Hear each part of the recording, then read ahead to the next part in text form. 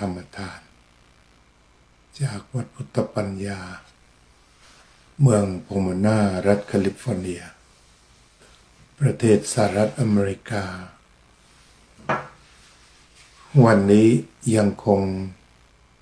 อยู่ที่วัดวชิระธรรมาภิรตารามอีก1 วันวันนี้เป็นวันที่7 เมษายนพุทธศักราช2568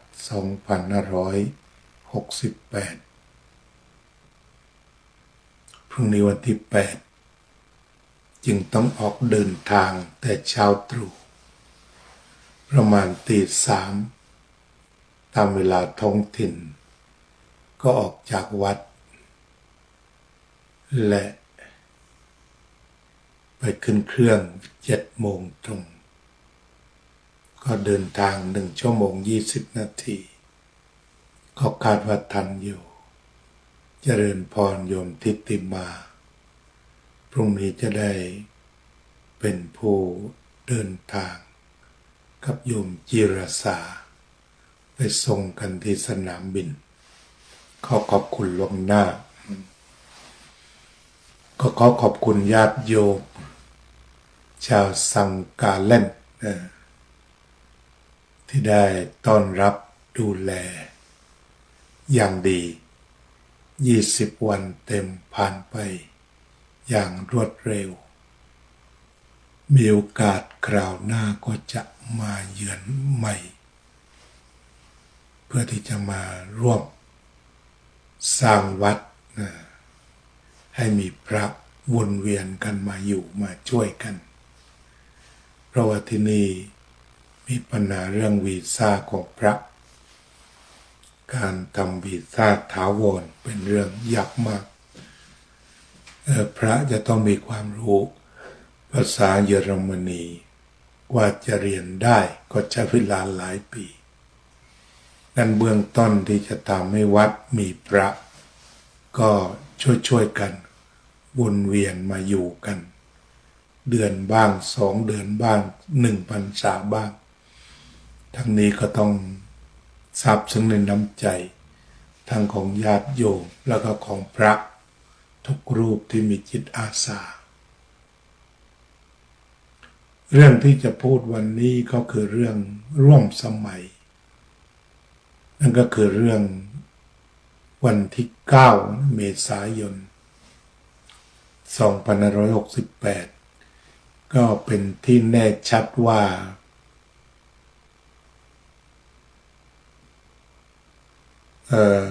พระราชร่างพระราชบัญญัติ Entertainment Complex คือเรียกว่าสถานบันเทิงครบวงจรจะได้เข้าพิจารณาในสภาโดยสภาผู้แทนราษฎรในวาระที่1โยมสวนีบัวเจริญพรทีนี้ในช่วงตั้งแต่อาทิตย์ที่แล้วมาเรื่องนี้ก็คุยกันหนักพูดกันมากจากทุกมุมที่ต่อต้านก็ค่อนข้างจะหนาหูหนาตามาแล้วเหมือนกันก็คือเริ่มมีการต่อต้านขณะเดียวกันถ้าประมวลความคิดฝ่ายต่อต้านก็ถือว่ามันเป็นอบายมุขคือทางแห่งความเสื่อมก็มีนักเศรษฐศาสตร์และใครต่อใครก็มาชี้ตรงกันว่ามันเป็นเรื่องเงินที่หมุนเวียนโดยไม่ผ่านกระบวนการผลิตใดๆที่ก่อให้เกิดประโยชน์คือกล่าวโดยสรุปก็คือนายทุนเจ้าของกิจการที่เช่าเหมาจะเป็นผู้มีกำไรหรือว่าร่ำรวยอยู่ในกลุ่มนั้นสำหรับคนทั่วๆไปก็อาจจะพลาดไปจนถึงจะสูญเสียเงินทองจนกระทั่งจะลำบากแล้วก็มีนั่นก็คือเรื่องที่ต่อต้านกันและแบบไม่ต้องอ้อมค้อม ก็บอกว่ามันเป็นอบายมุขแปลว่าทางแห่งความเสื่อม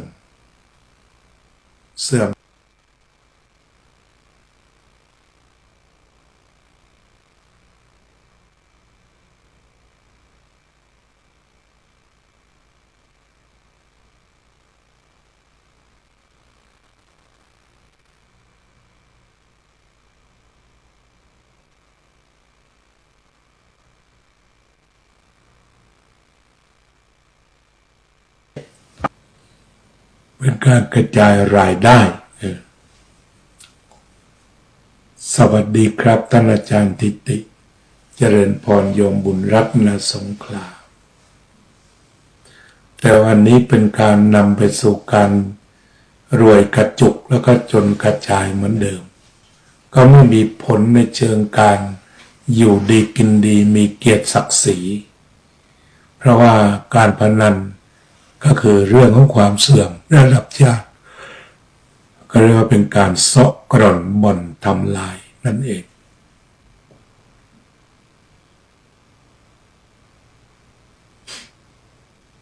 อันนี้ก็เรียกว่าตรงๆก็คือว่าไม่ควรเขาก็ชวนกันต่อต้านอาตมาก็ขอต่อต้านคนหนึ่งในฐานะเป็นพระเพราะอบายมุขมันทางแห่งความเสื่อมต้องการให้ญาติโยมประชาชนไทยทั้งปวงเจริญฉะนั้นจึงไม่อยากให้มีอบายมุขไปทำให้เสื่อมอันนี้เหตุผลแค่นี้ทีนี้มันก็มีอีกหลายคนในระดับความรู้สูงทำงานดีบอกว่าการที่จะมีความบันเทิงสถานบันเทิงครบวงจรแล้วก็จะมีเรื่องของเงินทองหมุนเวียนและพูดกันว่าก็เล่นกันอยู่แล้วบางคนถึงกับว่าปกป้องการพนันใต้ดินใช่หรือไม่ถามไปซะอย่างนั้นทีนี้ท่านที่พูดอย่างนั้นเนี่ยทำไมไม่คิดว่าแล้วทำไมไม่ปราบบ่อนเถื่อนล่ะมันอยู่ที่ไหนล่ะก็ถ้ารู้ว่ามันมีก็ไปแจ้งตำรวจหรือว่าไปบอกสภาผู้แทนราษฎรหรืออะไรก็ได้บอกมามันมีตรงไหนมันของผิดกฎหมายก็จับเท่านั้นเองจะไปบอกว่าการต่อต้านไม่ให้มันถูกกฎหมายคือการ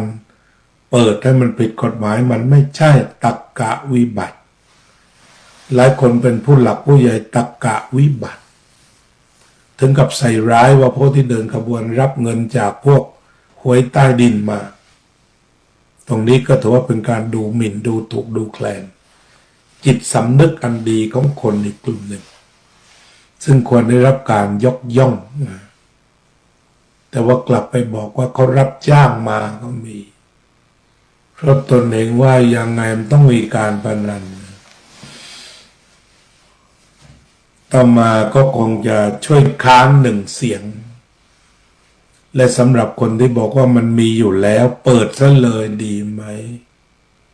ถ้าพูดแบบนี้ก็อยากจะถามสวนไปงั้นนะว่าเอาแล้วยาบ้าทุกวันนี้ลูกหลานติดงอมแงมมันมีไหม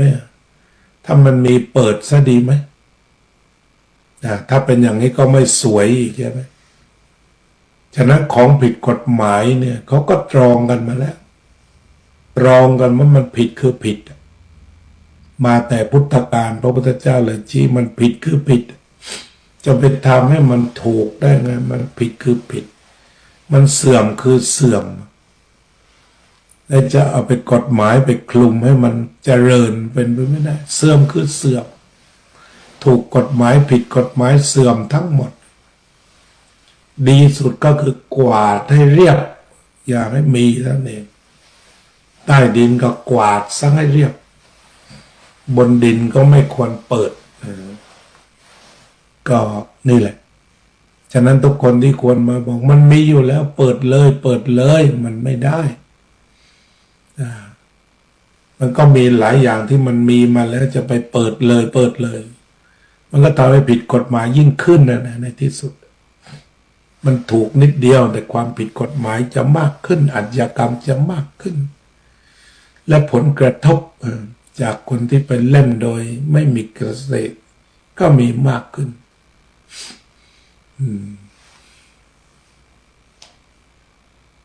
นี่ก็เลยนำมาคุยสักหน่อยวันนี้ ก็พอดีต้องเตรียมตัวนะโยมนะก็มารายงานตัวว่าพรุ่งนี้จัดไม่ได้เพราะอยู่ระหว่างการบินกำลังบินไปออกจากซูริกก็ประมาณ7 โมงไปอิสตันบูลบ่ายโมงบ่าย2ก็ขึ้นเครื่องไปลอสแองเจลิสจากลอสแองเจลิสก็เข้าวัดก็คงจะขอลา1 วันหรือ2 วันดูก่อนนะไม่ต้องเป็นห่วงเพราะว่าอยู่กลางอากาศสำหรับพรุ่งนี้กว่าจะไปถึงลอสแองเจลิสมันบ่าย5 โมงก็เวลาตอนนั้นก็คงจะอยู่กลางอากาศพอดีนะก็วันนี้ก็คงจะต้องขอลาญาติโยมไปเพียงแค่นี้มีการเตรียมเก็บข้าวเก็บของตลอดถึงรู้สึกว่าง่วงแปลกๆวันนี้อภิวาทนาสีลิสะนิจจังวุตาปัจจายิโดจัตตารโอธรรมาวัฏฏันติอายุวันโนสุขังพลัง